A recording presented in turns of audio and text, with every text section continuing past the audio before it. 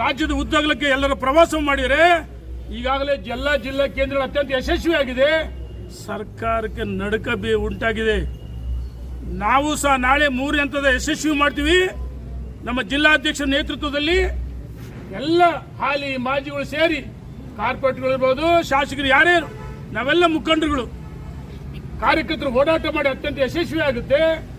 3 ಹಂತ ದಾವಣಗೆರೆಯಿಂದ ಪ್ರಾರಂಭವಾಗಿ ಮತ್ತು 4ನೇ ಹಂತನೂ ಆಗುತ್ತೆ. ಬೆಂಗಳೂರು ಭಾಗದಲ್ಲಿ ರಾಜ್ಯದಲ್ಲಿ ಸರ್ಕಾರ ಟೇಕಪ್ ಆಗಿಲ್ಲ, ಸತ್ತೋಗಿದೆ, ರೋಗಗ್ರಸ್ತ ಸರ್ಕಾರ. ಈ ಸರ್ಕಾರಕ್ಕೆ ಚಾಟಿ ಏಟ್ ಕೊಡ್ತಕ್ಕಂಥ ಕೆಲಸವನ್ನ ನಾಳೆ ನಾವು ಬಾರಿಕೋಲ್ ಚಳವಳಿ ಮಾಡಬೇಕಾಗಿದೆ ಸರ್ಕಾರ ವಿರುದ್ಧ. ಮಹಿಳೆಯರು ಪರಕೆ ಸೇವೆ ಮಾಡಬೇಕಾಗಿದೆ ಸರ್ಕಾರ ವಿರುದ್ಧ. ಪರಕೆ ಸೇವೆನೂ ಮಾಡ್ತೀವಿ, ಬಾರಿಕೋಲ್ ಚಳವಳಿ ಮಾಡ್ತೀವಿ. ಅಗತ್ಯ ವಸ್ತುಗಳ ಬೆಲೆ ಏರಿಕೆ ಇಳಿಸಬೇಕು. ಅಲ್ಲಿವರೆಗೂ ಹೋರಾಟ ನಿಲ್ಲಲ್ಲ.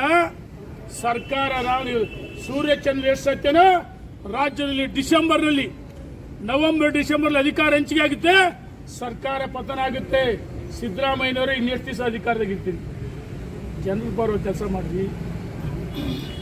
ನೀವು ಪರಿಶಿಷ್ಟ ಜಾತಿ ಪಂಗಡ 46,000 ಕೋಟಿ ಹಣ ರಿಸರ್ವ್ ಹಿಡಿದು ಯಾಕೆ ವಾಪಸ್ ಇದು ಕೊಟ್ರಿ?